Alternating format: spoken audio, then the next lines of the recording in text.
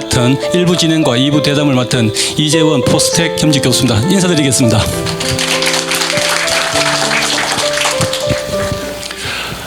바로 본론으로 들어가겠습니다. 먼저 오늘 허화평 이사님 다 아시겠지만 간단한 양력을 말씀을 드리겠습니다. 다들 아시다시피 우리 이곳 포항이 고향이십니다. 그래서 양력을 제가 말씀드리는 동안에 여기 와 계시는 분들의 역사와 겹쳐져서 그때 이랬지 뭐 이런 여러 가지 감회가 드실 겁니다. 말씀드리도록 하겠습니다.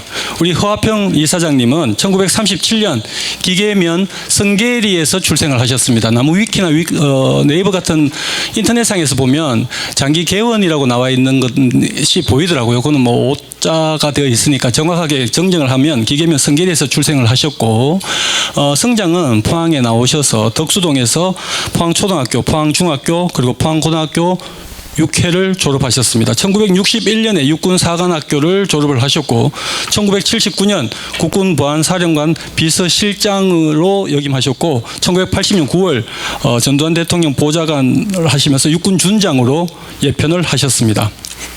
1981년 청와대 정무 제1수석 비서관을 역임하셨고 1983년 미국 헤리티지 재단의 수석연구원으로 미국 가셔서 1988년에 귀국을 하셨습니다. 그리고 1992년 제14대 국회의원 선거에서 무소속으로 당선이 되셨고요.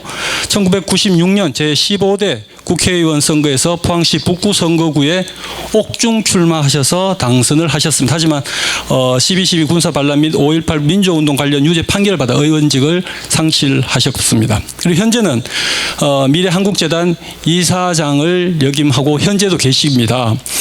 저서가 대단하신데요. 1998년 허화평 9번 길도 바로 간다를 비롯해서 지도력의 위기, 이념은 날개가 아니다, 가장 근원적인 것에 대하여 경제민주화를 비판하다, 사상의 빈곤, 우리 시대 모순과 상식, 나의 생각, 나의 답변, 고독하지만, 그리고 오늘 우리 북 콘서트를 하는 한국 미완의 기적은 2023년 올 4월에 책이 나왔고요. 원래 이사장님 연세가 86세시니까 60세의 첫 책이 나온 이후에 총 10권의 책이 나왔습니다. 그럼 60세 이후에 2.5년, 평균 한 2.5년에 한 권씩의 책을 쓰시는, 정말 인생은 60부터라는 것이 실현될 만큼의 60 이후에 성숙된 생각들이 책으로 계속해서 오늘날까지 나오고 있는 점이 굉장히 놀랍습니다. 오늘 그래서 책 제목 한국 미완의 기적이라는 책으로 북콘서트를 하는데요. 오늘 진행은 이렇게 하도록 하겠습니다. 한 60분 정도 우리 듣고 싶어 하시는 이사장님의 강연과 이어서 질의응답하는 시간으로 해서 오늘 마무리하도록 하겠습니다. 자, 설명이 길었습니다. 오늘 강사분이시고 우리 포항 기계가 고향이신 허화평 미래한국재단 이사장님을 모시겠습니다. 박수 부탁드리겠습니다.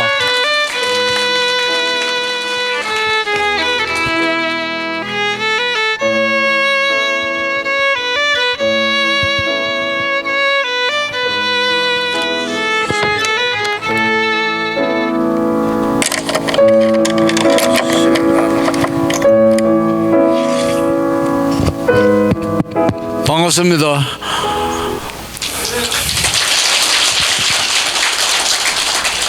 제가 말씀드리기 전에 감사 인사를 드려야 되겠습니다.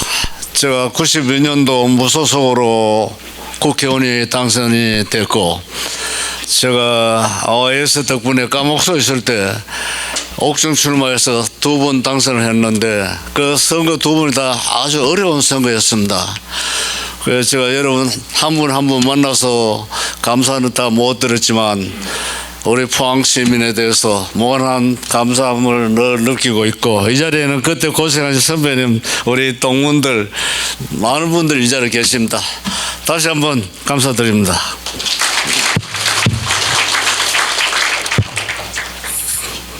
제가 오늘 말씀드리려고 하는 게 조금은 여러분들이 자주 못 듣는 내용들이에요. 반드시 필요한 부분임에도 불구하고 우리가 이걸 모르고 지나오는 내용들이 돼서 이걸 이야기를 하려면 굉장히 시간이 많이 걸리는데, 저렇게 주어진 시간은 1시간입니다. 그래서 이야기를 하다가 시간 되면 도중이라도 제가 스톱하겠습니다. 양해해 주십시오. 강의 제목이 미완의 한국 미완의 기적. 북한에 살면은 걱정할 필요가 없습니다. 왜? 시킨 대로 살아야 되니까. 그러나 자유주의 사회는 한국 같은 사회에 살려면 정부에서 강요하지 않죠. 우리 스스로 알아야 될 게 많습니다. 그 점에서 민주주의를 하려면 오늘 제가 말씀드린 이 내용 정도는 알고 있어야 된다. 굉장히 중요한 겁니다. 왜?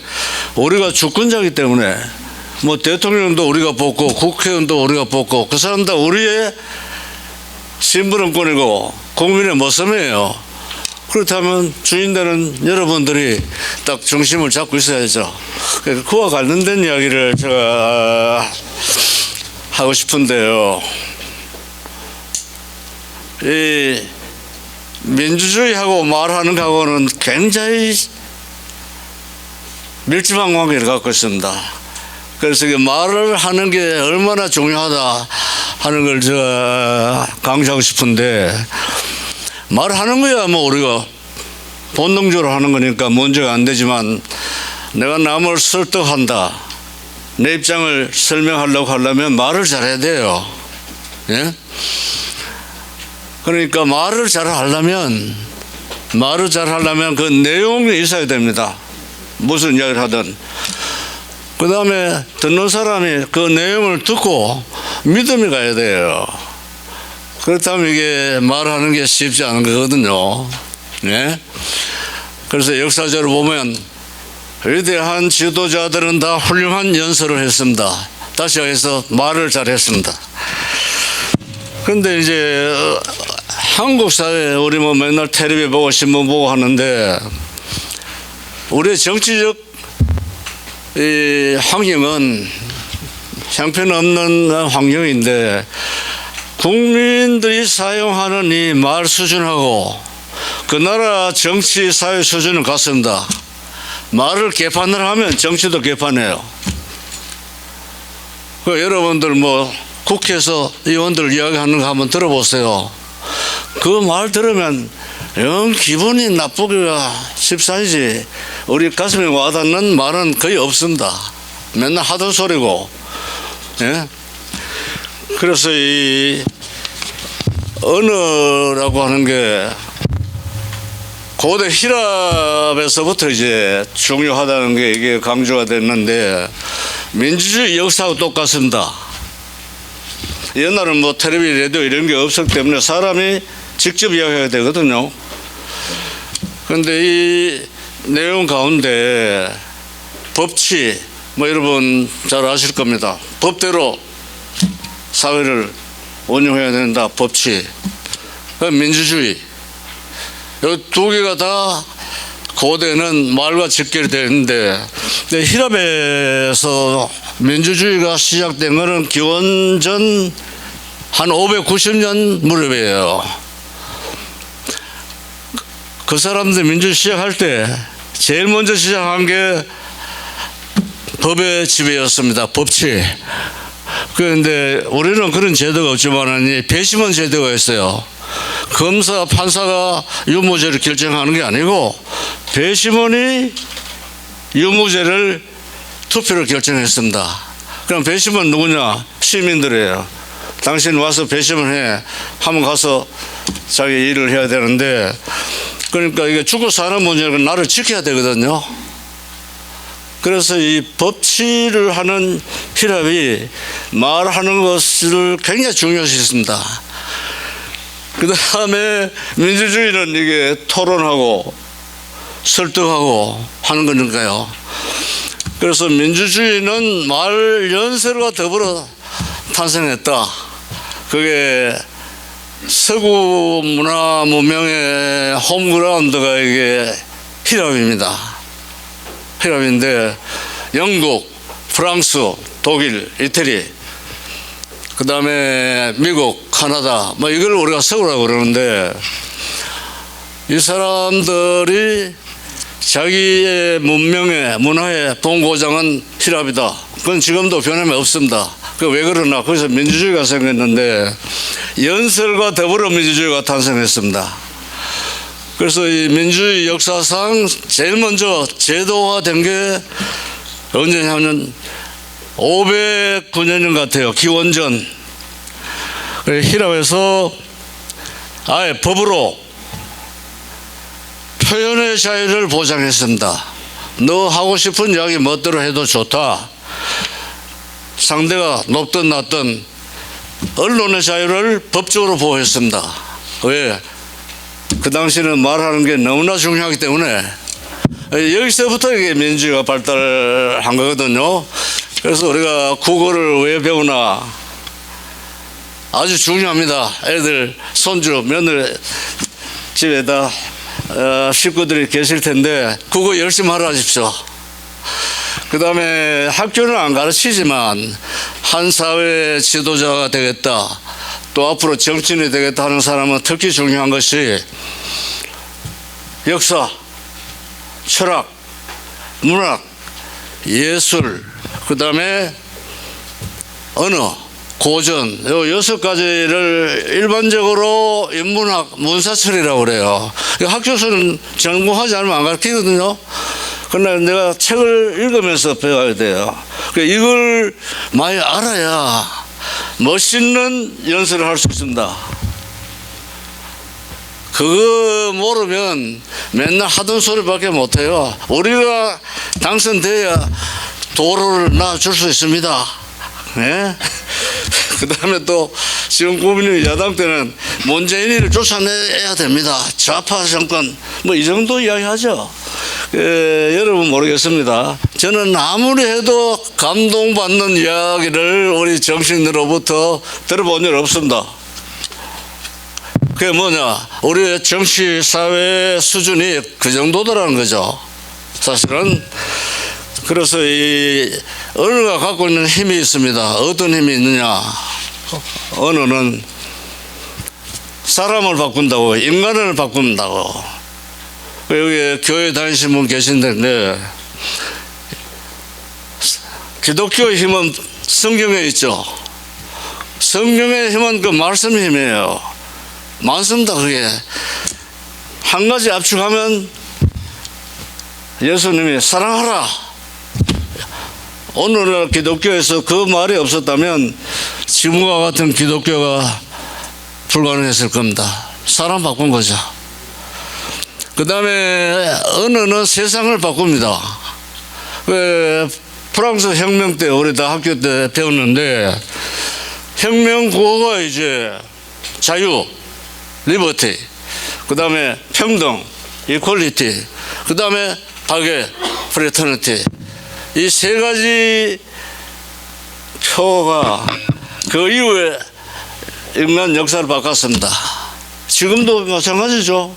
자유, 평등, 이걸 위해서 끊임없이 우리가 노력하고 싸우고 투쟁하고 있습니다. 그러니까 이 짧은 말 한마디가 세상을 바꾸고, 그 다음에 사회주의자들은 혁명할 때 첫째 목표가 뭐냐, 언어 사용의 주도권을 잡아라.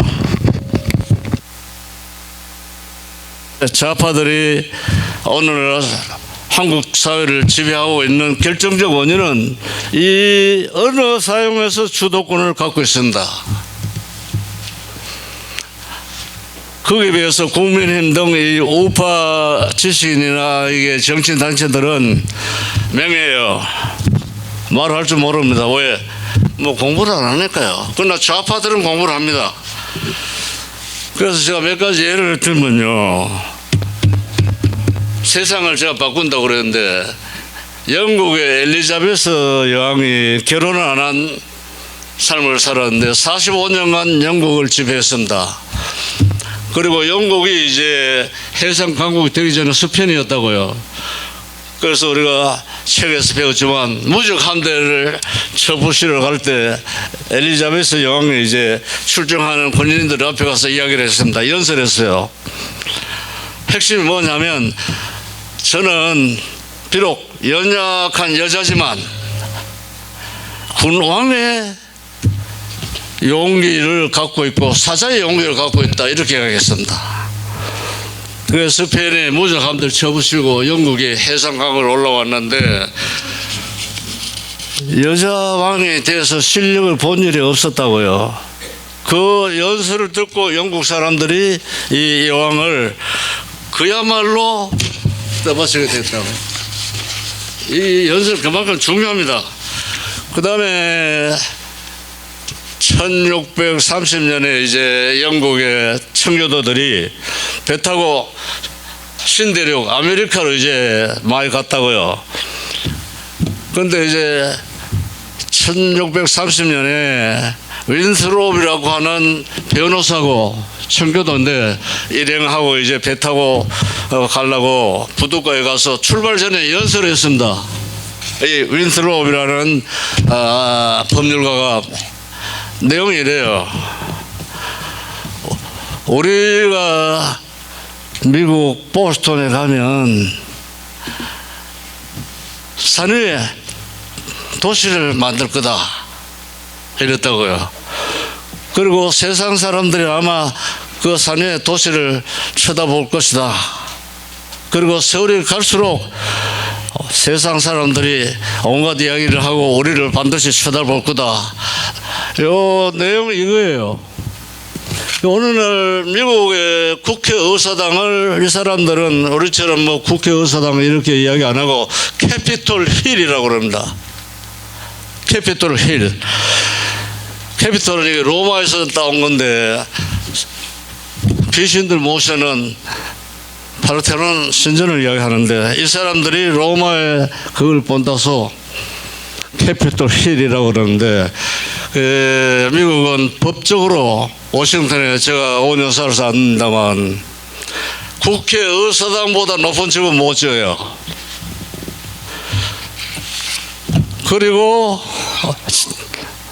케네디가 61년도 원래 보스턴 출신인데 시의회 연설하면서 이 윈스롭 한 이야기를 그대로 했습니다. 그게 1961년이고 1630년이니까 300년 차이죠. 뭐라고 그러냐면 여러분들은 우리가 산 위에 도시에 있다고 하는 것을 잊지 말라, 이랬어요. 그리고 레이건 대통령도 미국은 산 위에 있는 빛나는 도시다.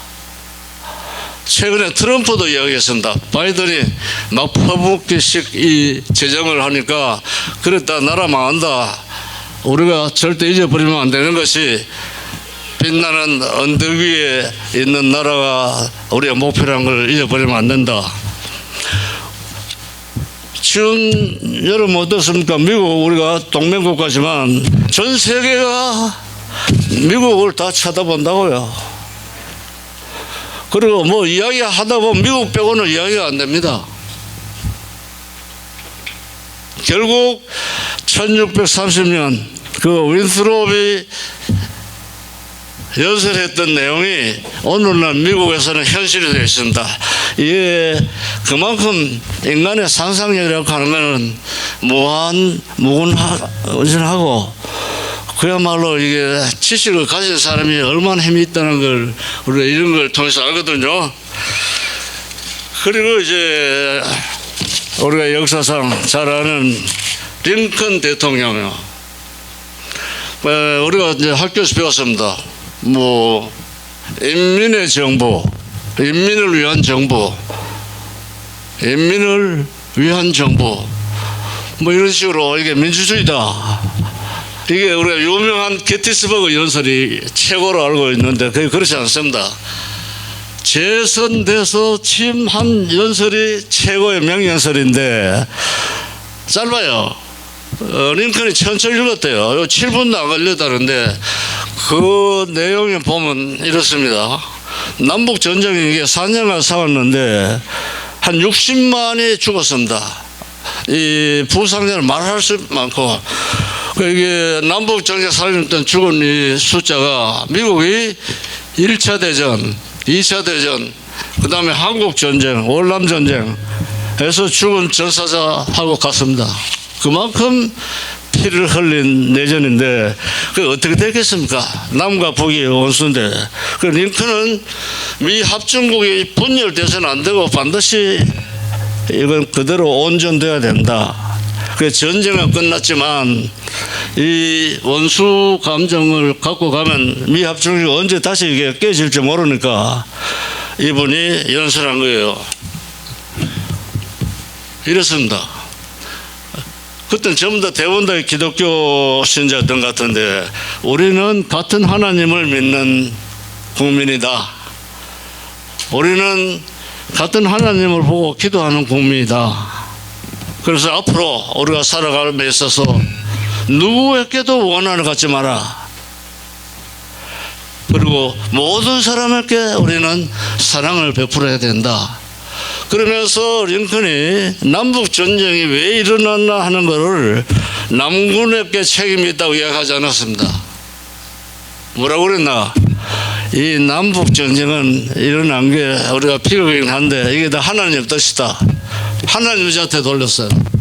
이 연설 내용을 여러분 들어보세요. 오늘 한국 어떻습니까?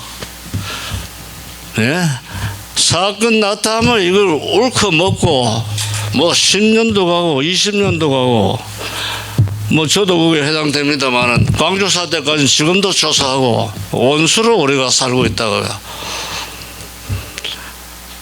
그래서 이 링컨은 학교 다니는 일이 없습니다. 뭐 초등학교 안 해요. 그러나 본인이 독서방고 위대한 영혼의 소유자였습니다. 그래서 이 연설이 그 이후에 미국이 분열되지 않고 그대로 가는 그런 이 토양이 됐으니까 워싱턴 가보시면 기념관이 있는데 링컨 기념관 잘 보십시오. 그게 신전 모습으로 되어 있습니다. 신전. 다시 하겠어 링컨을 신격화하고 있다고요. 그만큼 위대한. 그래서 이게 언어 사용이 이만큼 중요하기 때문에 정말 우리는 이걸 중요하게 생각하고 앞으로 제대로 배워야 된다. 그런데 이제 우리 현실에서 제가 이걸 한두 가지 말씀을 드려야 될 것 같아요. 우파에 속하는 지식인, 정치인, 언론인, 현실 참여하는 사람들은 언어 사용에 있어서 아주 무식합니다. 생각이 없어요. 듣기 좋은 말만 하고. 예? 반면에 좌파들은 확실히 알고 이야기합니다. 저 예를 들죠. 문재인이 대통령 돼가지고 사람 사는 세상 이랬다가 이 사람 사는 세상이라고 하는 게 소위 사회주의자들의 용어입니다. 인민. 그게 뭐 돈 있는 사람, 권력 있는 사람 다 그건 해당이 안 돼요. 사람 사는 세상. 들으면 기똥찬 표현이지만 사실은 이게 무시무시한 표현이었습니다.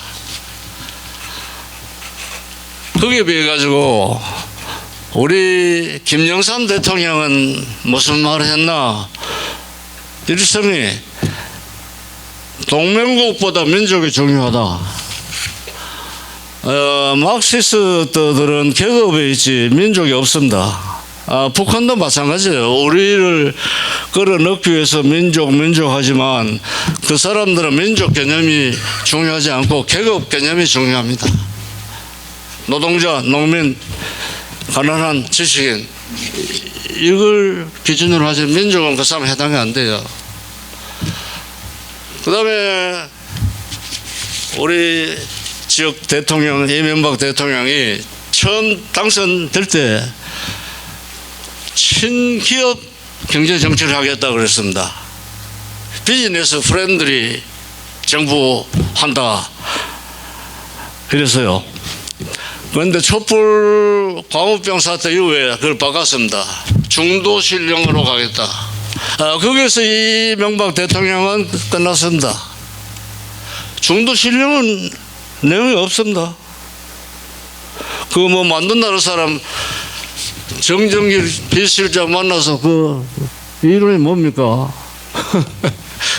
없습니다. 실현 가능성도 없고 내용도 없는 헛소리를 했습니다. 그 다음에 우리 박근혜 대통령 경제민주화 선거 공약이었어요. 경제민주화는 사회주의자들의 용어입니다. 우리 자유주의 체제, 자본주의 체제는 그거는 틀린 용어예요. 그러나 김대중은 햇볕 정책 기똥차인데 그거는 민족 자주 통일을 위해서는 민족이 화해하자. 소위 뭐 좌익이고 우익이고 관계없이 전형적으로 남한의 좌파들이 하는 용어죠. 햇볕 정책. 사람 사는 세상. 이제 이처럼 말이라고 하는 중요한데 이것과 관련해 가지고 제가 오늘 여러분께 꼭 강조하고 싶은 게 있습니다. 뭐냐면 우리 신문에 언론은 계신데 국민의힘을 보수 정당이다 또는 보수 우파 정당이다 이렇게 이야기해요. 그렇게 이야기하면 안 됩니다. 우파다 이렇게 이야기해야 돼요. 우익 정당이다. 그게 진정한 자유주의 가치를 지키는 정당이라면 당연히 더불어민주당은 진보 정당을 하면 안 돼요. 좌파 정당, 좌익 정당. 그게 왜 그러냐면 우익은 사상적으로 용어인데 우익 좌익은요. 우익은 자유주의를 믿는 사람을 우익이라고 그럽니다. 자유민주주의, 자유자본주의 이걸 믿는 사람은 이건 우익 사상을 갖고 있는 사람이기 때문에 우익이라고 그래요. 만약 국민의힘이 남한의 자유주의 체제, 자본주의 체제를 자기들이 옹호한다면 그건 우익 정당입니다. 그런데 보수나 진보는 이게 사상 용어가 아니에요. 이게 정책 노선 용어입니다. 예를 들어서 중국에 모택동이가 있고 이게 덩소평이가 있었거든요. 아마 이게 덩소평도 모택동도 전부 다 중국 공산당원이에요. 다시 여기 다 좌익이라고. 그런데 당연히 정책 노선을 이제 달리한 거지. 모택동은 전통적 막시스트의 노선을 추구하기 때문에 중국 공산당은 보수예요. 거기에 비해서 덩소평은 그래도 그렇지 먹고 살려면 시장 경제 해야 된다. 다시 진보적 입장을 취했습니다. 이 경우에 덩소평은 중국 공산당 내에 진보적 노선을 걷는 사람이다. 따라서 여러분들 보수 진보를 당으로 이야기하면 안 돼요.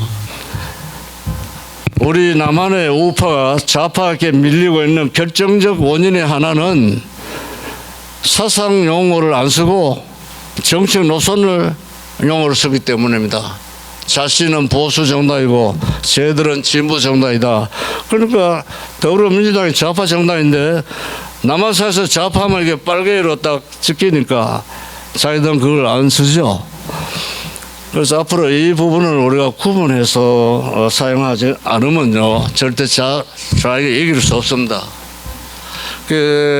특히 심한 게 우리 지식인들 언론은 심합니다. 오늘은 뭐 보수했다가 내일은 우파했다가 왔다 갔다 한다고요. 그렇게 해서 이 언어를 제가 조금 길게 말씀드렸는데 애들 뭐 국어 공부 많이 좀 하라 그러십시오. 저희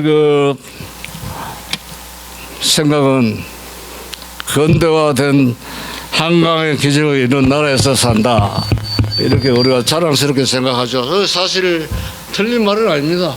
뭐 경제적으로 세계 10위권이고 군사적으로 세계 6번째, 방위산업도 이제 뭐 수출 팍팍하고 있다고요. 6번째. 뭐 스포츠 광고, 문화 광고, 세계에서 대학 졸업을 제일 많이 나라. 근데 한강의 기적은 경제 기적을 이야기했을 따름이지 나머지는 기적은 그냥 근대화도 안 됐다고요. 그건 여러분 인정해야 됩니다. 정치 후진국, 그다음에 법치 후진국. 지금 이재명 검찰이 골머리를 앓고 오라가라. 아니 제가 경험해서 합니다. 전두환 대통령은 대통령 지나서 세월이 한참 지나서 도망갈 우려도 없고 정부 인멸해야 될 건덕지도 없다고요. 그런데 합참에 내려가 있는데 검찰 아저씨들 가서 흉악범을 잡아놓듯이 끌고 감옥소에 집어넣었다고요.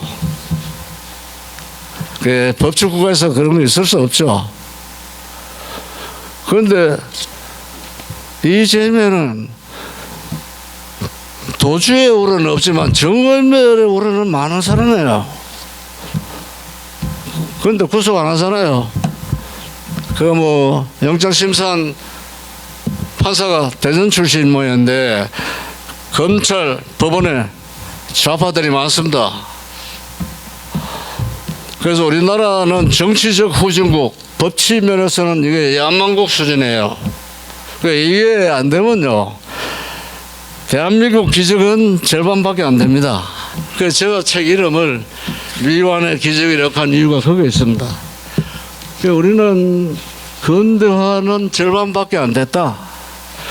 근대화가 되려면 사람이 근대화해야 됩니다. 사회가 근대화돼야 돼요. 그 다음에 국가가 근대화돼야 되는데 서구는 암흑시대를 벗어나서 이 근대인, 근대사회, 근대국가 출렁하기 400년 걸렸습니다. 우리 학교에서 배운 르네상스로부터 시작해서, 예? 구텐베르그 인쇄술을 발달해가지고 이게 지식이 확산이 되고 대항해 시대를 거치면서 신대륙 발견하고 그 다음에 과학혁명이 일어나고 종교혁명이 일어나고 사상혁명이 일어나고 이 긴 과정을 거치면서 근대 국가가 됐는데 그 인간의 소위 근대화는 여러분 아시다시피 중세 암흑시대는 인간이 신의 지배를 받았습니다. 다시 이야기해서 로마 가톨릭 교회의 지배를 받았어요. 영주든 왕도 영세를 못 받으면 행세 못했습니다. 그리고 왕 되려면 교황이 왕관을 얹혀줘야 돼요. 그리고 심지어 신부님이 부부 관계까지 간섭했습니다. 그리고 선진국 영국이 1600년대에 성경을 영어로 번역했다가 작살났어요. 라틴어를 썼다고. 이게 중세 암흑시대인데, 그러니까 인간은 개인이라고 하는 개념이 없었습니다. 이제 이것이 언제부터 달라지나? 그건 르네상스입니다. 소위 고대 히랍, 로마의 소위 빛났던 시대로 돌아가자. 그때는 하나님 하는 사람만 있는 게 아니고 온갖 잡신이 지배했던 시대고 사회가 다양했고 문화 예술 하고 싶으면 뭐든 하고 살았어요. 그 시대로 돌아가자 하는 게 이게 르네상스인데, 이 말은 인간이 인간답게 우리가 신의 지배에서 벗어나서 살자, 여기서부터 시작이 돼가지고, 그래서 완성은 안 됐습니다. 종교개혁을 거치면서 양심의 자유, 그러면서 이제 나중에 계몽사상을 받아들여가지고 인간이 존귀한 존재고 독립된 존재고 인간 이상 중요한 존재는 없다는 생각을 갖게 되어서 인간이 소위 자립하는 인간이 되었습니다. 자유인. 그리고 이 사람들이 주축이 돼서 과학혁명, 산업혁명을 거쳐가지고 이제 대량 생산시대, 대량 판매시대, 대량 소비시대가 오게 되는데, 그 과정에서 소위 자본주의 사회가 생겼어요. 소위 자유시장 경제를 하는 사회를 자본주의 사회라고 그러는데, 자본주의 사회의 주축이 중산층입니다. 중산층. 그 중산층이 뭐냐면 최소한 지식을 갖고 있고 그 다음에 재산을 갖고 있고 그런 사람들이 누구들이냐? 금융가, 뭐 상업하는 사람, 무역하는 사람, 상인들, 자영업하는 사람, 기술자, 노동자, 이제 이런 사람들이 산업화가 되면서 도시가 바뀌고 이게 자본주의 사회가 형성이 되면서 그 주축이 중산층입니다. 그 중산층이 이게 다수가 돼야만 비로소 이게 민주주의가 발전되는데 이게 언제 생겼나? 19세기 소위 산업혁명과 더불어 생겨가지고 이 중산층이 그 사회를 주도하게 됩니다. 그래서 이 중산층이 갖고 있는 소위 덕목이 있어요. 뭐냐면 공동체 의식, 공동체에 대한 책임 의식, 애국심, 그리고 우리 국가 체제 사회를 뒷받침하는 소위 이 가치 원칙을 누구보다도 믿는 사람, 이제 이런 사람들의 성격을 갖고 있는 게 중산층이에요. 우리 한국도 뭐 그 과정을 밟았는데 이와 같이 사회가 이제 산업화되면서 자본주의 사회가 생겨나고 중산층이 이제 추축이 되면서 이 사람들이 계몽주의 사상을 받아들여 가지고 혁명을 한 게 프랑스 혁명, 미국 혁명입니다. 그래서 이게 오늘날 말하는 근대 국가가 거기서부터 시작되거든요. 그리고 이것이 뒷받침하는 사상, 계몽 사상인데 쉽게 얘기하면 자유주의 사상이에요. 인간의 존엄성을 바탕으로 한 개인주의를 바탕으로 한 소위 자유주의, 자본주의, 법치주의, 그 다음에 소위 이게 뭐라고 할까요? 그 사람들은 세계주의라고 그러는데 한 나라만 잘 살아서 안 되고 더불어 살아야 된다 하는 그런 기본 생각이 그때 생겨났는데 핵심은 개인주의입니다. 그게 이기적 개인이 아니에요. 사회 구성 기본 단위가 개인이고 그리고 내가 구성원으로 살아가려면 그 사회가 지켜야 될 법과 질서를 지켜야 되는 거예요. 그러면서 내 몫을 다하는, 그리고 내가 열심히 산 만큼 잘 사는, 이제 이게 바탕인데, 그래서 근대 국가는 언제 생겼나? 프랑스 혁명, 미국 혁명을 기점으로 해서 생겼습니다. 그 위에 뭐 오늘까지 오는데 많은 굴곡이 있었죠. 프랑스는 혁명에 혁명이 있었고 독일도 아시다시피 나치스도 있었고, 그러나 영국과 미국만이 큰 요동을 안 거치고 현재까지 왔는데 이게 우리가 앞으로 굉장히 중요하게 생각해야 될 점입니다.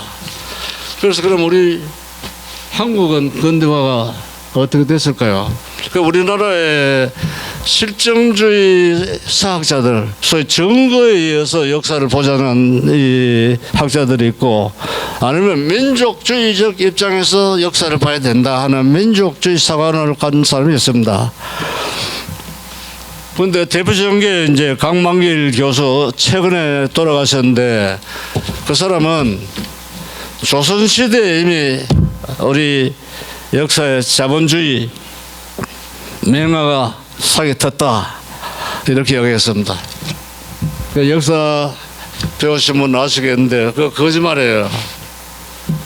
우리의 이 근대화 과정은 우리 강만기 교수님 말씀처럼 조선시대에 소위 이미 근대화에 사기 텄다라고 한다면 그 증거가 있어야 되는데 정반대입니다.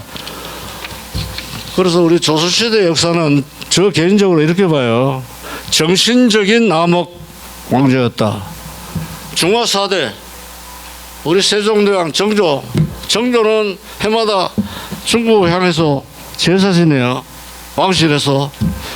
그리고 제사 지내고 감동해서 눈물을 줄줄 흘렸다. 이걸 정조가 기록을 남겼습니다. 그 다음에 치식적 암흑시대였습니다. 여기 태계 선생 후손들도 계시지 않나 싶은데 존경하는 우리 영남의 어른인데 태계 선생님이 뭐라고 그랬냐면 그 민간들 백성들 책방 같은 거 허가해주면 안 된다. 출판 같은 거 절대 허가해주면 안 된다. 그게 이 태계 선생님만 그런 게 아니에요. 세종대왕도 그랬습니다. 개인이 인쇄소 책 못 만들어 그랬다고요. 그래서 우리나라는 왕을 중심으로 한 권력자들 사람들 빼고는 백성은 까막눈이었습니다. 그 다음에 경제적 암흑시대예요. 이 조선시대에 우리나라 이영훈 교수, 서울대학 경제학 교수가 이제 그 부분에 권위자인데, 조선시대는 한때 30% 40%가 다 노비였다. 노예였다는 거죠. 그리고 이게 이영훈 교수만 하는 이야기가 아니에요. 미국의 워싱턴 주 대학 교수하던 한국 전문가인데 돌아갔는데 이 사람이 책을 쓴 게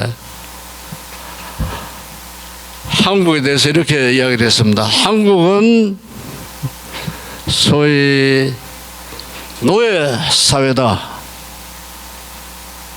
그 1995년 한국의 소위 독특함을 찾아서 하는 책에 그렇게 썼고, 이 사람의 언사가 있는데 와그너라고, 이 사람은 한국의 족보를 평생 연구한 사람이에요. 서양 사람인데 이 사람은 그 족보 연구 결론이 겁니다.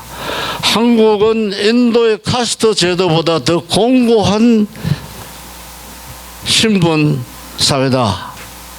그래서 자기가 족보를 조사해 보니까 겁제하고 권력 간 사람은 문중에 몇 개로 제한되어 있는 거예요. 나머지는 별 볼 일 없는 거예요. 그리고 우리 대원군께서 뭐 불란서 함대가 오고 뭐 미국 함대가 심리 병인 양이었던데, 이제 실학파들이 개국하자 교육하자 이렇게 일부 주장을 했을 때 대원군 할아버지가 뭐라고 그랬냐면, 개국하면 망한다, 장사를 해 망한다. 그렇게 척화비를 세웠죠. 그게 조선의 마음의 직전입니다. 예? 그런데 조선시대에 무슨 자본주의 사기 듣겠습니까? 그건 거짓말이에요. 일본 사람들은 건드와 씨를 뿌렸어요. 일본도 2차 대전 끝나서 메가더 정부가 들어와가지고 오늘날 이 형태를 갖추기 전까지는 건대가 완성이 아니에요. 산업화, 공국주의 길을 건너 과정이 있었는데, 따라서 우리 조선을 식민화하는 정책에서 신경을 쓰지 않았습니다. 일본 사람을 만들어야 되겠다. 이것이 조선 이 사람들 건대화 시켜서 훌륭하게 만들자, 이게 아니었다고요. 그러나 씨앗이 부러진 건 확실합니다. 뭐 교육제도, 법률제도 등등 현대적 의미를 갖는 국가 제도가 일본 시대에 많이 생겼죠. 그걸 우리가 무시할 수 없습니다. 그러면 한국의 근대화는 언제 됐나? 이건 제가 여러분께 뭐 동의하지 않는 분도 계시지만 이렇습니다. 우리는 해방되기 전까지 소위 서구 근대화 사상을 전공한 사람이 거의 없는 나라입니다. 민주주의가 뭔지도 모르는 나라였어요. 또 그걸 위해서 준비한 일도 없다고. 물론 이승만 대통령 미국에서 공부했지만 소위 자유민주공화국 세우기 위해서 어떻게 하겠다 라고 계획적인 준비한 일은 없습니다. 그러니까 전부 다 일본서 공부한 사람들이에요. 다요. 그러니까 우리는 완전히 백지에서부터 근대화가 시작됐는데, 이승만 대통령이 이제 나라 세웠죠. 토지 개혁을 해가지고 이게 농촌 경제로부터 소위 이게 산업 경제로 이게 넘어가는 토대를 닦았습니다. 교육 혁명했습니다. 단기간에 소위 한글에다 껴주겠죠. 그러고 전쟁을 극복했습니다. 그 다음에 한미동맹을 해서 그 이후에 우리가 발전할 수 있는 토대를 닦았기 때문에 우리의 역사에서 근대화의 시작은 이승만 정권이다. 뭐 어떤 역사학자 와서 이야기해도 저는 반박할 수 있는 자료가 많습니다. 그 다음에 시작은 이승만, 그 다음에 우리 박 대통령 때는 우리 국민을 근대화시켰습니다. 뭐 근대인이 되는 거는 상당히 많은데요. 뭐 계몽사상도 알아야 되고 하지만 그러나 한 가지 이야기한다면 자립하는 인간이 근대인입니다. 내가 인생을 책임지고 열심히 하면 성공할 수 있고 잘 살 수 있다 하는 생각을 언제 가졌습니까? 그거는 박 정권 때죠. 뭐 우리 경상북도 여기 새마을 본거지인데 그와 같은 과정을 통해서 박 대통령이 채찍질을 해가지고 우리는 평생 이 가난이 보릿고기가 숙명처럼 생각하고 살아왔어요. 저도 그랬습니다. 예? 맨날 뭐 죽 먹고 멀건 죽 먹고 우리 다 자란 세대인데 박 대통령이 야 너도 일하면 밥 먹을 수 있다 그렇게 됐죠. 그래서 이 박 대통령은 우리를 근대인으로 만들어준 지도자다. 그럼 사람이 근대화돼서 그다음에 사회가 근대화되고 국가 근대화돼야 되는데 사회는 언제 근대화됐나? 전두환 대통령 시대 우리 사회가 근대화됐습니다. 이 말은 무슨 소리냐면요. 제가 서양 이야기를 하지만 산업화가 되어서 중산층이 생겨야만 이게 시민사회가 생긴다고 그랬다고요. 예? 그래서 이 전 대통령이 이제 박 대통령의 산업화를 마무리했습니다. 중화공업 정리하고 해서. 그런데 이게 중화공업만 가지고는 산업화가 되지 않는다고요. 소위 자본주의 사회가 형성이 안 됩니다. 대기업이 있으면 이게 중소기업이 이게 매치가 돼야 비로소 경제적 자립이 되는 거거든요. 경제 자립을 해야만 자본주의 사회가 형성이 됩니다. 그런데 박 대통령이 돌아가실 때 우리 상황은 중소기업은 아주 약했습니다. 한 3만 개. 50대 중소기업을 적극적으로 백업을 했다고요. 정책적으로. 그래서 50 말년에는 그게 한 8만 개 정도 늘어나가지고 아까 제가 말씀드린 그 서울대학 경제학 교수가 책에 썼습니다. 우리 역사상 최초로 자립경제를 달성한 정권은 전두환 정권이다. 그 전두환이라는 말을 안 쓰고 80년대다 그랬다고. 왜? 그 제가 정인입니다. 그래서 우리가 이 중산층이 비로소 생긴 거예요. 뭐 여러분 아실 걸요. 마이카 시대 나도 차 마이카 생길 거다. 나도 아파트 생길 수 있다. 이런 자신을 여러분 저보다 잘 아실 겁니다. 그게 80년대예요. 그래서 이 80년대는 사회가 소위 근대화된 시기입니다. 그리고 이게 전 대통령이 이제 퇴임하시면서 평화적 정권 교체를 했죠. 그래서 제가 헌법을 만들 때 저도 그게 옆에서 열심히 보고 관심을 갖고 했는데 옛날 자유당 어른들 그 정치 선배들이 전 대통령 만나가지고 그 권력이라고 하는 건 함부로 놓으면 안 됩니다. 어떻게 해서 잡은 권력인데 우리나라는 권력 놓으면 골치 아파요. 이렇게 전두환 대통령 보고 꼬셨다고. 그런데 제가 여러분 앞에 증언을 할게요. 전 대통령을 모시고 50을 출범시킨 우리 육사 출신들은 한 사람도 당신 더 해야 된다 이야기를 하지 않았습니다.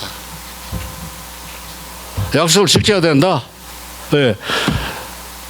제가 육군산학교 출신인데요. 일반 대학교에서는 민주교육을 뭐 전공하는 사람은 하지만 공부만 하지만 미국 웨스트포인트 제도를 그대로 받아는 우리 육사 이 4년 생활은 그 자체가 민주주의 생활입니다. 자체예요. 장교는 단독만 하고 우리 생도들이 모든 걸 책임지고 처리하는 이런 시스템에서 우리가 자랐기 때문에 또 4.19 날 때 우리가 4학년인데 그러다 우리가 경험한 세대거든요. 그리고 박 대통령이 돌아가신 다음날 10월 27일 날 제가 그 현장에 갔습니다. 박 대통령 그 식사하시다가 총 맞고 돌아가신 그 안가에 가봤다고요.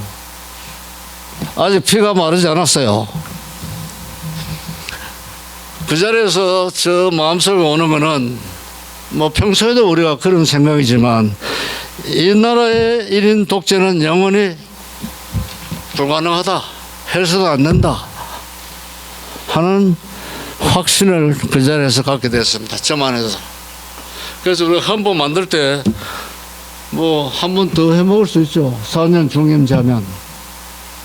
근데 이게 4년 중임제 하다가 욕심 생기면 또 이게 일이 벌어질 가능성이 있기 때문에 아예 단임으로. 그게 5년 단임인데 이 단임이라고 하는 게 우리나라는 헌정상 그때 처음 이루어졌습니다. 선거에 의해서. 이 하나만 해도요. 우리의 뭐 광주 5.18 세력이나 민주투쟁한 사람들 전 대통령을 저렇게 대접하면 안 되죠. 그 하나만 해도. 그러면 이 사회를 완전히 건드와 해놓고 정권을 물려주고 다음에 당신들이 내가 못한 걸 해라. 그래서 이제 YS가 나중에 대통령이 돼서 YS에게 맡겨진 역사적 사명이 뭐냐면 정치의 건대화, 법치의 건대화, 시민사회 건대화였습니다. 원래는 선진국 거꾸로예요. 사회, 사상, 뭐 정치 이게 갖춰지면서 이게 민주주의가 자리를 잡아. 우리는 먹을 게 없었기 때문에 온통 먹는데 국력을 다 쏟아붓다 보니 정신에 이런 건 뒤로쳐지고 우리 학교에서도 소홀히 하고 그것이 지금까지 계속돼서 한국의 정치가 개판이다. 그렇습니다. 그래서 이 시간이 있으면 이야기를 더 하겠는데 제가 결론적으로 말씀을 드릴게요. 이 미완의 기적이 왜 됐나 하는 것은 제가 이야기했습니다. 정치적으로 후진국이고 법치도 후진국이고 시민사회가 후진국이기 때문에 이게 선진국이 안 되면 안 된다. 따라서 남아있는 일은 그 일인데 이 일과 관련해 가지고 여러분들이 오늘 한국 사회가 얼마나 심각하게 위에 처해 있나 잘 보십시오. 민노총 노동계 잡고 있죠. 정교조 교육 잡고 있죠. 검찰, 대법원, 헌법재판소 뭐 아직까지도 민변 출신 뭐 인권 변호사 소위 문재인 이 패거리들이 다 잡고 있죠. 그 다음에 예술계 이영애라는 이 배우가 이성만 그 기념사업에 돈 냈다고 좌파들한테 지금도 시달리고 있습니다. 야, 너 왜 그 이성만 기념사업에 돈 줬나? 그 전부 다 사상적 입장에서 그런 일이 벌어지는 거예요. 그 다음에 우파들이 무슨 다큐멘터리 만들어 줄 사람이 없어요. 다 실시 다 도망간다고. 근데 좌파들의 돈줄은 누구냐? CJ라고 대기업이죠. 대한통운도 갖고 있고 소위 삼성그룹의 그 패밀리들인데 그 CJ의 딸내미 여잔데 이 양반이 좌파에게 다 돈을 댔다고 작품 만들고 뭐 극장도 다 거의 독점하고 있어요. 거기에 줄을 안 대면 영화 못 찍어요. 예? 그 다음에 하다못해 종교계 그렇다면 어떻습니까 여러분? 교육계, 노동계, 법조계, 문화계, 뭐 예술계, 지금은 국회, 대한민국 구석구석에 소위 친북 좌파 세력들, 반자본주의 세력들이 둥기를 딱 틀고 있죠. 윤 대통령 혼자 바뀌었지 남한 사회는 완벽히 이 친북 좌파들이 장악하고 있다. 이게 이론적으로 나와 있습니다. 이걸 신좌파라고 그래요. 신좌파. 그러니까 옛날식 막시스트가 아니고 새로운 막시스트. 옛날 막시스트들은 계급투쟁 폭력혁명으로 목표를 달성했다면 앞으로는 그건 안 된다. 그것까지는 안 된다. 앞으로 자본주의 사회를 완전히 뒤엎으려면 자본주의 문화를 프롤레타리아 문화로 바꿔야 된다. 그게 문화혁명론인데 이게 이태리 공산당 이론가 안토니오 그람시가 감옥서에서 쓴 책에서 그게 다 나와 있고 오늘날 남한 사회의 좌파는 바로 이들의 사상적 세례를 받은 신좌파 이걸 뉴랩트라고 그래요. 여러분 뉴랩트란 말 못 들어봤을 겁니다. 그러나 이 사람들은 뉴랩트 말 안 써요. 근데 증거가 있습니다. 구라파의 뉴랩트의 유명한 평론지를 우리 좌파들이 수입해서 번역해서 다 읽는다고. 그리고 이 한 행이 문재인 대통령이 양산에 내려가서 책방 차렸죠. 그리고 책방 이 책 좋다 저 책 좋다 선전하는 게 이게 바로 문화투쟁의 한 형태입니다. 아주 무서운 거예요. 그게 뭐 돈 벌려고 하는 것도 아닙니다. 두 사람은 지금도 혁명의 길을 가고 있는 사람이라고. 예? 아주 무서운 사람인데 그래서 이 문 대통령이 자기가 제일 존경하는 사람이 신영복이다 그랬어요. 신영복이는 통역당 주전 멤버로 잡혀가지고 무기징역 받았다가 20년 만에 88년도 나와가지고 이제 한국 사회 소위 좌파의 이론적 대부였습니다. 우리나라 남한에 좌파의 이론적 대부가 몇 사람 있는데 그 중에 신영복이가 대표적인 사람인데 신영복이가 남한 좌파들에게 바로 제가 말씀드린 신좌파 사상과 이론을 전파했습니다. 그리고 안토니오 그람시라는 그 문화혁명 주장자가 감옥서 쓴 책이 이제 신좌파의 바이블인데 그 책 이름이 프리즌 노트북 옥중수고. 근데 신영복이가 감옥서에서 이따가 나와서 책 쓴 이름이 감옥으로부터의 사유예요. 예? 그 안토니오 그람시 흉내낸 거지. 그러니까 이 문제는 이 신영복의 그런 이 입장을 누구보다도 잘 알기 때문에 신영복이 뭐 정치 지도자 한 사람도 아니고 아무것도 안 해요. 마지막에 교사다가.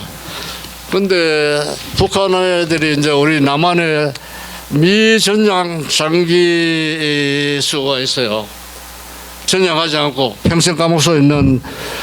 그래 우리가 줄 테니까 우리 납북자도 좀 돌려보내자 교환하자 이렇게 했을 때 북한이 제일 먼저 신영복이를 돌려달라고 그랬습니다. 여러분 신영복이가 모든 사람이 잘 모르실 거예요. 그리고 내가 아는 서울상대 출신인데 신영복하고 서울상대 클래스메이트인데 자기들 친해요. 내가 들은 이야기는 자기들이 기업인들 가는데 북한 방문해가지고 김일성 기념품 모아놓은 데 갔대요.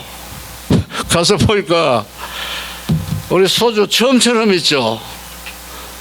그 처음처럼 쓴 그 원판 큰 게 그게 붙어 있더래. 예? 그러니까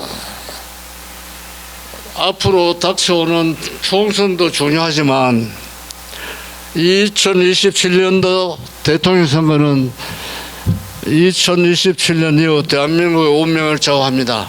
만약 그때 좌파들이 다시 권력을 잡으면 대한민국 끝이에요.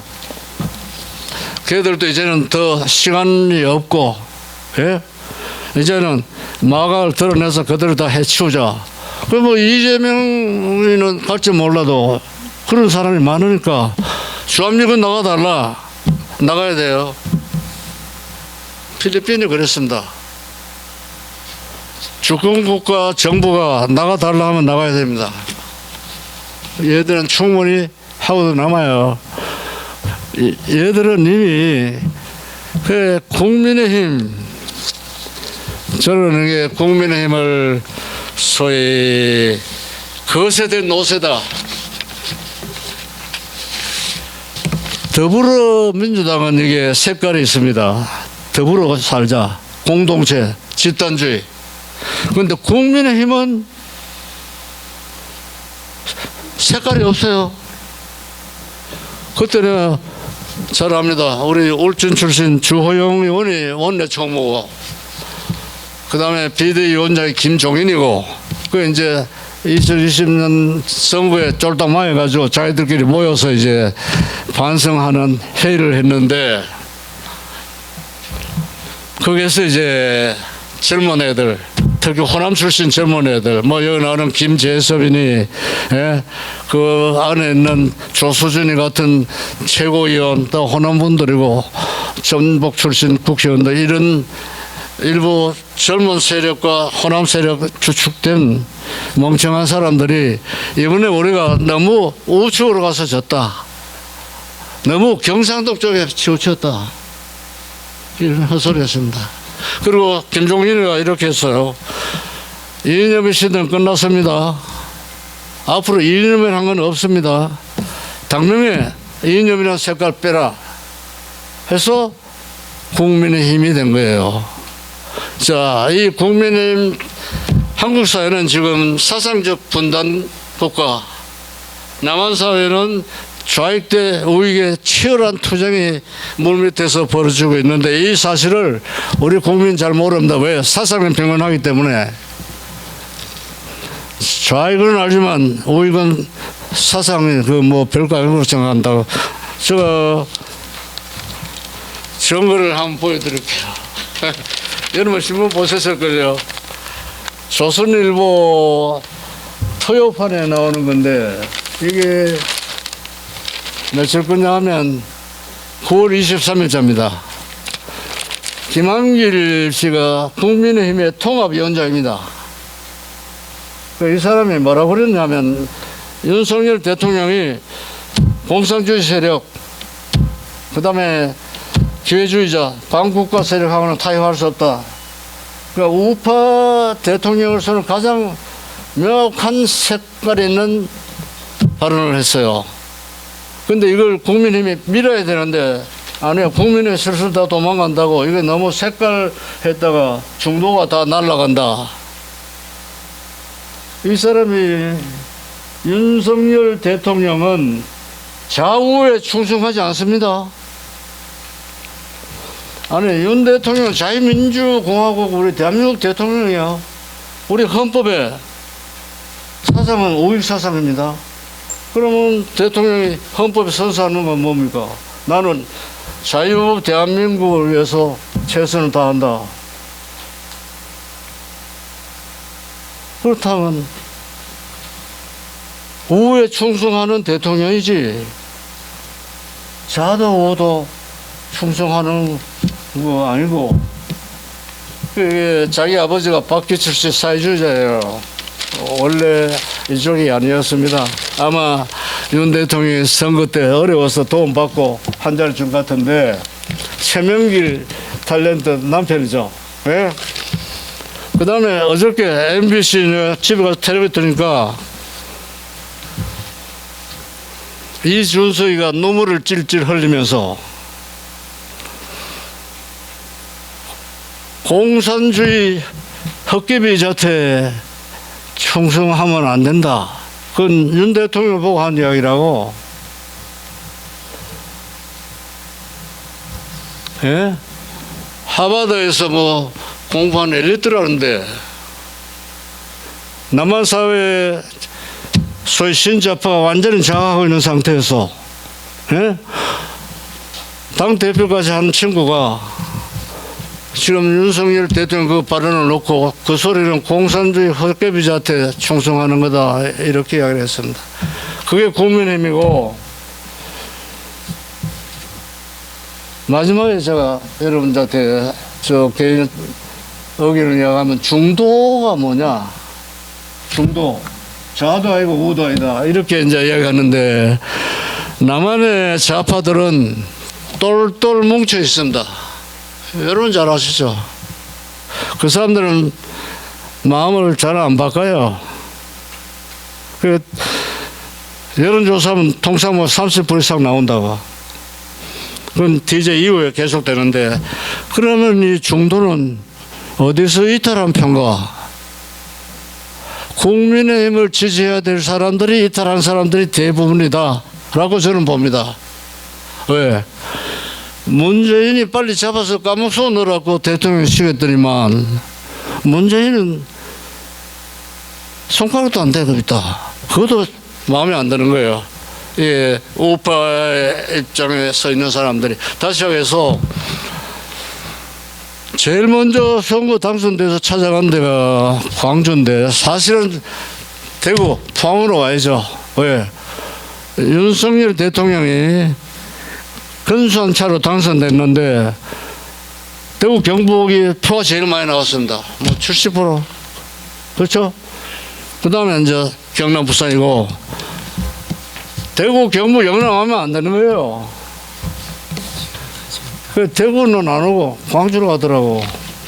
그게 왜 그러냐? 제가 지금껏 말씀드린 이런 배경 때문에 그런데 여러분 관심을 가지시고 신문도 보시고 책도 보시고 노력을 많이 해야 우리가 정치인 자태 안 섭습니다. 그 다음에 사생가가 없다 비문하면 선동가들 선에 우리가 놀아나요. 멀쩡한 사람이 우리가 맨날 당한다고 이제 더 이상 당하면 안 되죠. 제가 여기서 마치겠습니다.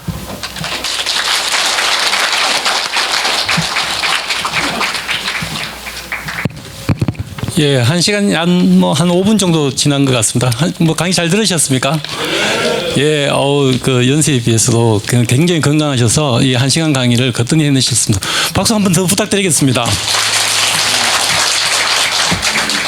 제가 처음에 말씀드렸듯이 질의응답 시간을 약 한 30분 갖기로 했는데요. 나고 조금 시간 지난 만큼 줄여서 마치는 시간은 정확하게 마치도록 하겠습니다. 궁금하신 게 많으실 것 같은데 아마 강의 중에도 있었을 것 같고 또 제가 질문하는 내용 중에 포함되어 있으면 뭐 그걸로 대체하셔도 좋을 것 같습니다. 우선 좀 가벼운 말씀부터 좀 드리면서 시작을 해보도록 하겠습니다.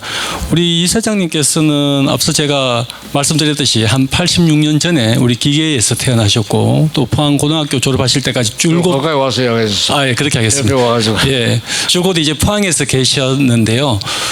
포항에 대한 애정이 남다르실 것 같습니다.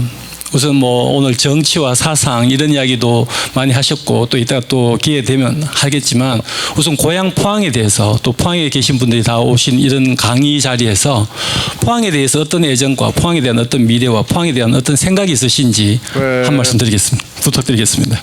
저는 포항에 바라는 게 앞으로 인물이 많이 났으면 좋겠다. 저 희망입니다.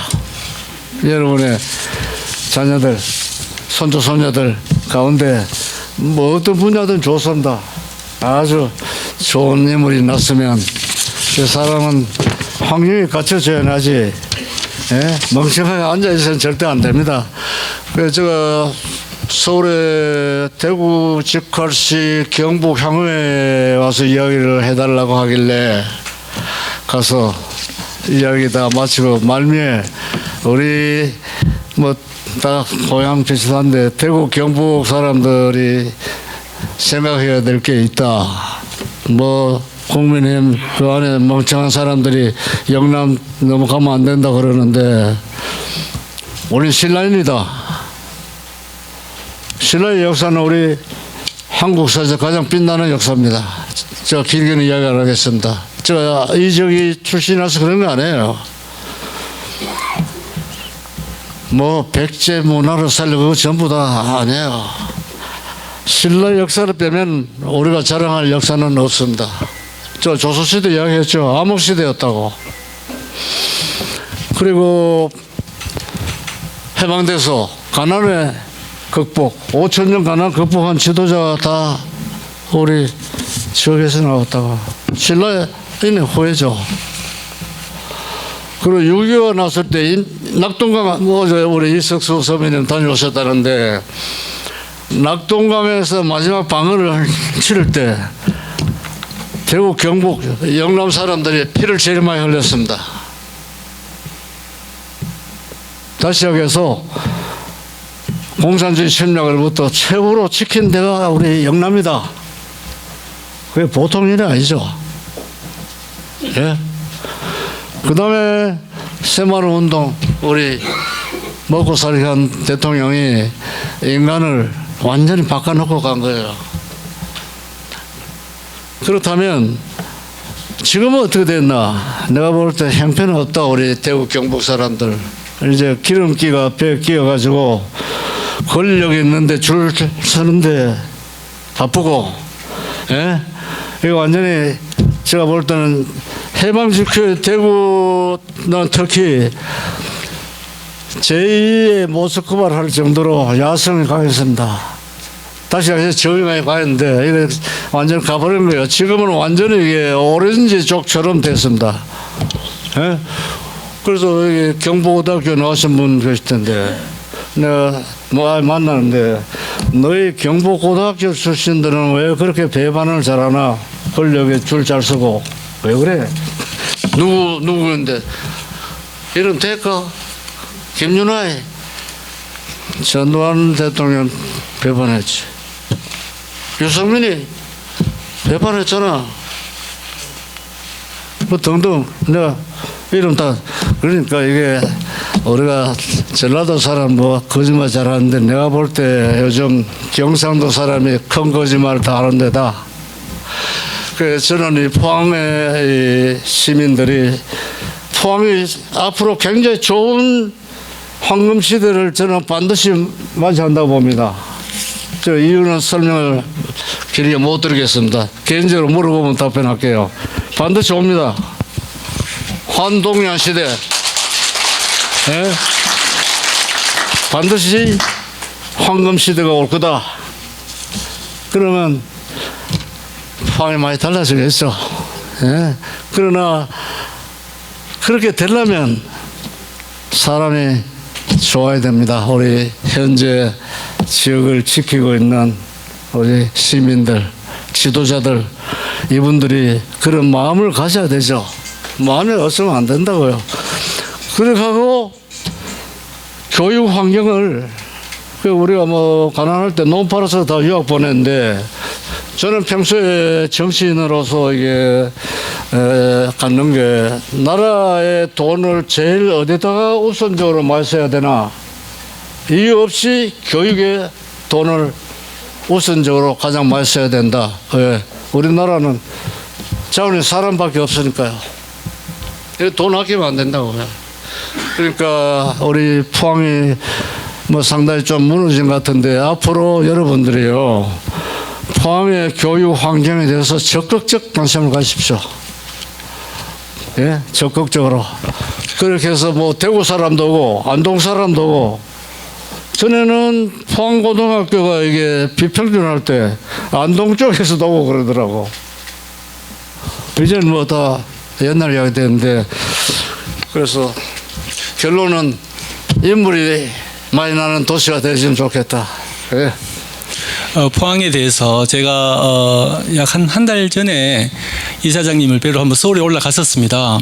굉장히 그때 제가 감동을 받았는 것 중에 하나가 그때도 책을 보고 계셨고 이번 책을 지금 그 책상 위에 다 있는 거 보면 집에 가서 보시면 좋겠습니다만 책에서 인용하는 여러 철학자들만 해도 제가 50명 이상 살리다가 그냥 포기를 할 만큼 정말 방대한 독서량이 있으시고 또 제가 서울에 올라갔을 때 보고 계셨던 책이 미국 원서였습니다. 아마존에서 사셨던 거죠. 예, 책이요. 그래서 예, 책 자체가 그 미국 원서 책을 보고 계실 만큼 이 국내 책은 물론이고 아직 번역이 안 된 외국 책까지 두루 섭렵하시는 지금은 정치가가 아니라 사상가로서의 역할을 하고 우리 시대 문제를 진단하시는데 그래서 여기서 드리고 싶은 질문은요. 시대에 따라서 군인으로 또 관료로 정치인으로 그리고 지금은 말씀드렸듯이 사상가로 해오시는데 지금까지의 86년을 대한민국과 함께 하시면서 혹시 이사장님께서 관통하시는 뭐 철학이라고 할까 아니면 좌우명이라고 할까 그런 거 있으시면 한 말씀 짧게 부탁드리겠습니다. 당연히 그 내ring전이 끝났다, 인연이 없다 이렇게 이야기하는 건 김종인 씨 말입니다만 소련을 중심으로 한 공산주의 진영하고 미국 중심의 자유주의 진영이 이제 피투스에 나는 경쟁을 하다가 소련이 망했죠. 그래서 동서냉전 끝났습니다. 이거 뭘 뜻하나? 자유주의의 승리를 뜻합니다. 공산주의의 패배, 자유주의 승리죠.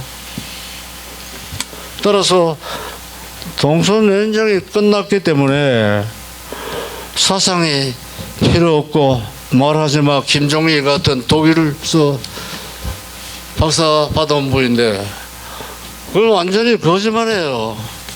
오늘날 세대는 자유주의의 주도 세대다. 물론 이슬람도 있고 복잡하지만 세계가 가는 방향은요. 종착점이 뭐냐? 자유주의 이상이 없다. 지금까지는 자유주의. 인간의 존엄성을 가장 중요시하는, 인간의 존엄성을 중요시한다는 건 인간의 본성을 존중한다는 걸 의미합니다. 그래서 2500년 전 인간이나 오늘 인간이나 본성은 변함이 없습니다. 그리고 이게 자유주의는 2500년 전부터 생겨서 지금까지 계속 되고 있죠.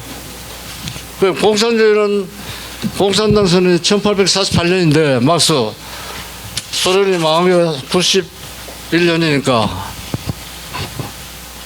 그 짧은 기간에 반짝했는데 없어지지는 않았지만요. 제가 말씀드린 대로 신자유주의라고 하는 형태로 공산주의자들이 자기들의 이상을 실현하려고 하는 이 투쟁을 영국, 프랑스, 독일, 미국 걸쳐서 맹렬히 하고 있지만 그러나 그 사람들은 이길 수 없습니다. 인간을 기계처럼 다루기 때문에 본성도 고칠 수 있다. 그 다음에 개인은 공동체보다 중요하지 않다. 국가가 제일 위에 있고 공동체, 개인은 밑에 있다. 그러니까 권력자, 당, 일당 독재를 하다 보니 성공할 수가 없는데 이걸 유명한 사람이 이야기했습니다. 우리 학교에서 배운 오스트리아 출신 미국 경제학자인데 슌프리트라고, 이 사람이 이랬어요. 자유주의는 끊임없이 파괴적 창조를 통해 가지고 낡은 건 새로 바꾸면서 끝없이 진보하는 사상이다.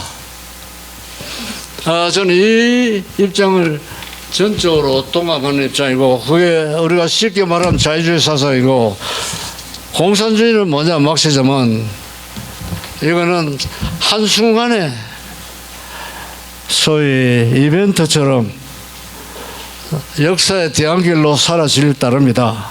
이렇게 이야기했습니다. 그게 진실이에요. 우리가 이 자유주의 원리는 같지만 나라마다 운영하는 방법이 다르기 때문에 그 모습은 다 차이가 있습니다. 그러나 이게 사상이 다르고 나빠서가 아니고 운영하는 주체 성향이나 능력 때문에 차이가 있는 거지. 사상, 보편적 사상, 인권, 평등, 법 앞에 평등, 개인재산 보호 등등 이런 보편적 가치는 더 이상 새로 추가할 게 없어요.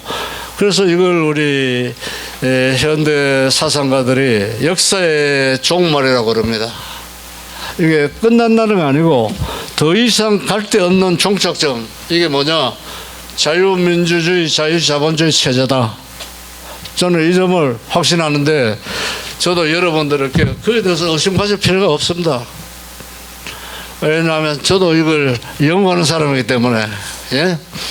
그래서 저 입장은 그런 입장을 갖고 있다고. 예, 워낙에 방대한 철학을 가지시고 어떠한 행동에서도 다 명분을 우선시하시는 이사장님께 짧은 대답을 요구하는 질문을 하는 제가 질문 자체가 우문일 수밖에 없는 것 같습니다. 그리고 또 시간 제한상 또 시간 질문이 그렇게 간단할 수가 없는 게 조금 한계 있는 것 같습니다만 충분히 우리 이사장님의 철학은 다 전달이 된다고 보고요. 오늘 책에 관련된 거 마지막으로 질문을 하나 드리고 좀 정리를 하는 게 좋을 것 같습니다. 이 책은 제가 조금 미리 다 읽어봤습니다. 총 5장의 챕터로 나눠져 있고요. 첫 번째 말씀하셨던 어떤 이념 노선과 그리고 사상과 노선을 구별했던 앞서 강의도 있었습니다만 좌파 우파 그리고 진보 보수를 혼돈하지 말자라는 내용에서부터 해서 근대화 과정에 대한 정리를 미국 프랑스 예를 드시면서까지 잘 정리가 되어 있습니다. 오늘 못하신 게 딱 두 챕터인데 그 챕터 또한 지금 방금 말씀하셨던 그런 모순론 그리고 사상의 빈곤 그리고 마지막에 하셨던 종말론 이런 내용은 책을 다 선사하는 것 같으니까 거기서 한번 읽으셔서 정리를 하시면 좋을 것 같고요.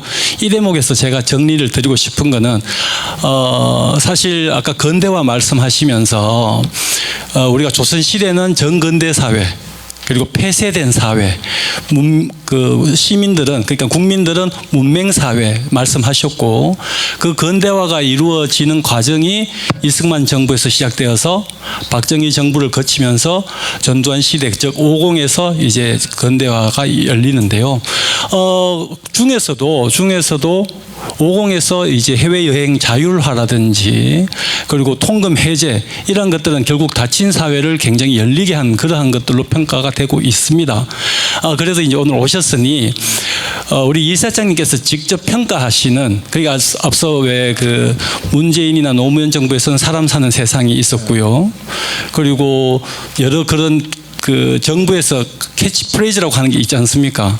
그럼 50이라고 하면 정의사회 구현이지 않습니까? 그래서 우리 이사장님께서 평가하시는 50은 이렇다. 뭐 그런 말씀을 한번 직접 한번 해주셨으면 좋겠습니다. 50 시끄러운 정권이죠. 예. 그러나 뭐 제가 거기에서 일을 했다고 해서 그런 게 아니고요. 뭐 제가 인터넷에 보면 화폐가 1,000억을 갖고 있대. 비자금을. 예? 50은 정치 자금은 대통령 한 사람이 다 관리를 했고 나머지는 전혀 관계를 하지 않는 깨끗한 정부였습니다. 우리 정치에서 돈은 어차피 이게 들어갈 수밖에 없었으니까요. 그 점에서 정의를 100% 구현했다고는 볼 수 없는데 그러나 우리 현대사에서 만약 전두환 정권이 없었다면 박 대통령도 없습니다. 왜? 박 대통령은 산업화 시작해놓고 돌아갔거든요. 만약 그때 YS나 DJ가 됐으면 다 까먹겼을 거라고. 예? 청산 작업을 하다 끝났을 겁니다. 그러나 전 대통령이 5년 동안 7년이죠. 국가를 열심히 관리했습니다. 그래서 50의 기본 입장은 뭐냐면 개방사회, 그 다음에 개방국가입니다. 박 대통령 시대는 우리가 대외로 뻗어나갈 그런 여력이 아직도 약하고 내부 지향적이에요. 국력을 결집하고 그렇기 때문에 상당히 폐쇄적이었는데 비해서 이제 우리가 들어가가지고 이것까지는 안 된다. 그래가지고 이제 개방사회로 가서 50이 성공을 했다고 보는데 50은 소위 박 대통령을 만든 정권이고 그 다음에 이게 신금다리 정권입니다. 완전한 민주화가 안 됐거든요. 이걸 거쳐서 다 민주화가 돼야 되는 거예요. 그런데 YS가 그 역사적 사명을 갖고 있었습니다. 정치의 선진화, 법치의 선진화, 사회의 선진화를 하는 게 YS의 역사적 사명인데 거꾸로 갔습니다. 망쳐놓고 갔죠. 그게 지금까지 계속되는데 50의 이 평가는 전 대통령이 아무리 미워도 부인할 수 없습니다. 그때 우리가 이제 먹고 살고 했는데 비교를 해보죠. 50 끝날 때 개인 소득이 한 5,000불 안 됐을 거예요. 그 다음에 우리 국가 능력도 아직 상당히 어려울 텐데 88 올림픽 아무것도 없는데 성공적으로 치렀죠. 2차 대전 이후에 분단 국가에서 가난한 나라에서 가장 성공적인 올림픽을 치렀다. 이게 50입니다. 그런데 이제 금년에 우리 개인 소득이 3만 불 넘고 뭐 선진국이고 돈이 넘쳐나는데 전주에서 국제 전불이 완전히 쫄딱 망했죠. 다시 하겠어 민주화로 먹고 산 이 50 이후에 정권 세력들이 민주를 팔아서 배는 채웠지 몰랐지만 국가는 돌보지 않았습니다. 제대로 돌볼 수도 없었고 그래서 이게 전주 전보리 같은 일이 벌어진 거죠. 그래서 그렇게 비교하고 싶습니다. 여러 언론과 그리고 책에도 나옵니다만 역사의 평가에 맡기겠다고 하셨습니다. 마지막 질문으로 했고요.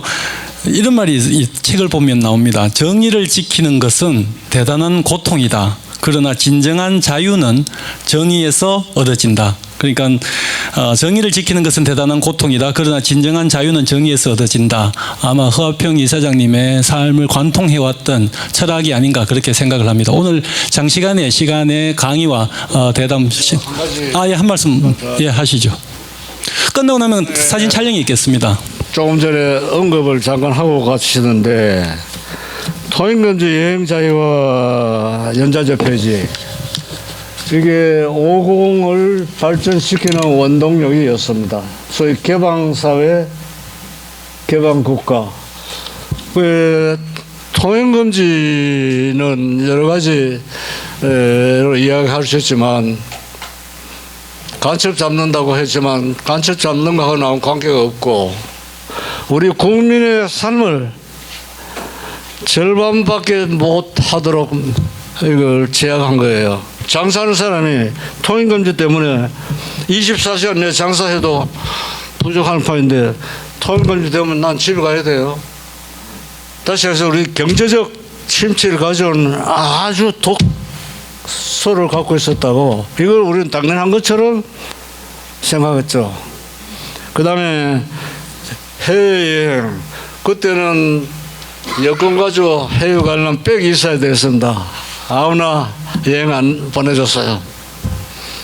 그런데 우리가 이게 수출해 먹고 사는 나라가 여행을 마음대로 못한다. 그것도 이게 상식적으로 안 맞는 거예요. 그 다음에 이제 분단이나 6.25 전쟁 거치면서 이게 연자제 때문에 불이익을 당한 사람이 많아요. 그 연자제를 없애자. 그런데 이 세 가지는 우리 공안기관이 다 반대를 했습니다. 검찰, 안기부, 기무사, 소위 이 기관은 이건 절대로 양보할 수 없다. 이게 총대를 제압했는데 이게 토의하면 안 돼요. 그 대통령에 의해서 오케이 한 상태에서 이제 진행이 돼가지고 이것 때문에 지금도 뭐 이상한 사람이 유튜브에 나가서 화폐는 아무래도 빨개진 것 같다. 제가 미국에 있을 때도 그 이야기 들었는데요. 이것만 제가 간단히 설명할게요. 토양 검진은 이제 그렇게 해서 내가 대공 요원들 보고 너 이거가 간첩 잡았나? 12시 넘으면 간첩 다 집에 가요. 안 돌아다닙니다. 술꾼들이나 돌아다니지. 예? 통금지 없었다고. 이게 물 만난 계층이 물장사들입니다. 조만조만한 술집, 골목 장사. 예? 우리 집 앞 대문까지 막 해놓고